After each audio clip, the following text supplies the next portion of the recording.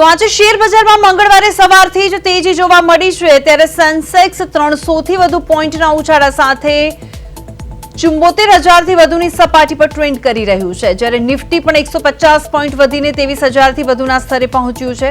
તો ખાસ કરીને બેન્કિંગ, ફાર્મા, ઓટો અને મેટલ શેરોમાં રોકાણકારોની ભારે ખરીદીના પગલે બજારમાં ઉત્સાહનો માહોલ છે। તો ગઈકાલે પણ બજાર નજીવા વધારા સાથે બંધ થયું હતું, પરંતુ આજે બુલ્સનો દબદબો સ્પષ્ટપણે જોવા મળી રહ્યો છે। શેર બજારમાં તેજીનો આજે માહોલ છે। સેન્સેક્સમાં 300 થી પણ વધુ પોઈન્ટનો ઉછાળો જોવા મળી રહ્યો છે, અને જ્યારે નિફ્ટીની વાત કરીએ તો નિફ્ટી 23,000 થી વધુના સ્તર પર અત્યારે ટ્રેન્ડ કરી રહી છે। મજબૂતીથી ટ્રેન્ડિંગ જેવી રીતે વાત કરીએ તો સેક્ટર વાઇઝ બેન્કિંગ અને ફાર્મા શેરોમાં રોકાણકારોની ખરીદી વધી છે, અને ઓટોમેટલ સેક્ટરમાં તેજીથી બજારમાં નવો ઉત્સાહ જોવા મળી રહ્યો છે, ત્યારે સેન્સેક્સ 74,000ની નવી સપાટી તરફ આગળ વધ્યો છે। તો આ સાથે જ માર્કેટ એક્સપર્ટ અમારી સાથે જોડાઈ ગયા છે રવિ દિયોરા। રવિભાઈ, આપનું સ્વાગત છે પ્રદેશ 24 ગુજરાતીમાં। રવિભાઈ, થોડો સામાન્ય વધારો છે, પણ આ જે વધારો છે તેને લઈને જે ખરીદદારીમાં અત્યારે માહોલ જોવા મળી રહ્યો છે તેના માટે આપનું શું કહેવું છે? આજે સવારે જયારે માર્કેટ ઓપન થયું ત્યારે ઘણું બધું પોઝિટિવ માહોલ હતો। હાલાકી ત્યારબાદ જે રૂપી છે, ભારતીય રૂપિયા નવો લો કરો, ઓલ ટાઈમ લો, એટલે થોડું માર્કેટમાં એનું પ્રેશર આવ્યું। અત્યારે ઓલમોસ્ટ 96 આસપાસ ભારતીય રૂપી પહોંચવામાં આવે, અને જ્યારે આવું હોય છે ત્યારે ડોમેસ્ટિકલી ફાઇનાન્શિયલ છે અને રેટ સેન્સિટિવ સ્ટોક્સ છે એમાં પ્રોફિટ બુકિંગ જોવા મળતું હોય છે। આ ઉપરાંત જોઈએ તો આજે આઈટી કંપનીઓ ફરીથી 3% આસપાસ ઇન્ડેક્સ નીચે છે, તો મને એવું દેખાઈ રહ્યું છે આ હાઈ લેવલે સસ્ટેનેબિલિટી નથી। આઈ થિંક માર્કેટનું જે ટોટલ ફોકસ છે એ વધતા એનર્જી પ્રાઇસ અને નબળા રૂપી પર છે। ત્યાં સુધી આ ઇસ્યુ સોલ્વ નહીં થાય, હાયર લેવલ પર મને નથી દેખાઈ રહ્યું કે બહુ મોટી સસ્ટેનેબિલિટી આપણને ભારતીય માર્કેટમાં જોવા મળે।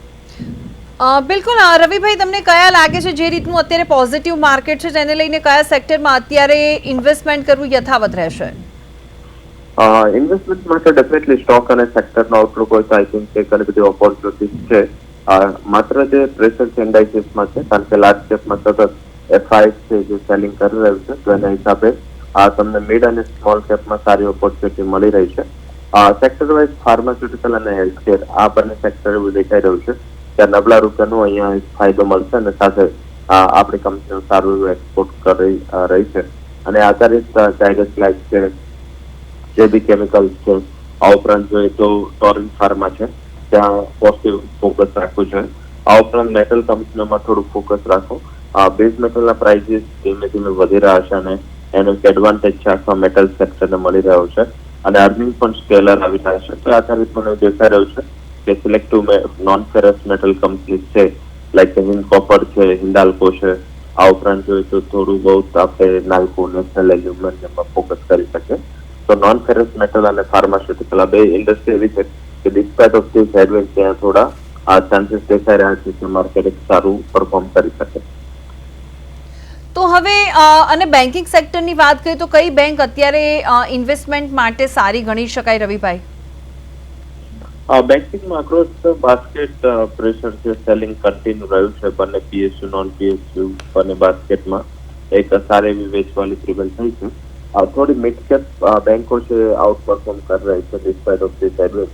અહીંયા બેંક છે લાઈક કરોડ બેંક છે, સાથે તમે જોશો તો ફેડરલ બેંક છે, એયુ બેંક છે, અહીંયા થોડું એવું લાગી રહ્યું છે કે તે અર્નિંગ પણ આવી અને થોડા આઉટ પરફોર્મન્સના ચાન્સ વધી રહ્યા છે। તો આધારિત એવું હોય તો મિડ કેપ પ્રાઇવેટ બેંકોમાં થોડું ફોકસ રાખવું જોઈએ। તેમાં તમે કરોડ બેંક છે, સિટી યુનિયન બેંક અને ફેડરલ બેંક એમાં ઇન્વેસ્ટમેન્ટની ઓપોર્ચ્યુનિટી તરીકે જોઈ શકો। બિલકુલ રવિભાઈ, આભાર સમગ્ર વિગત માટે।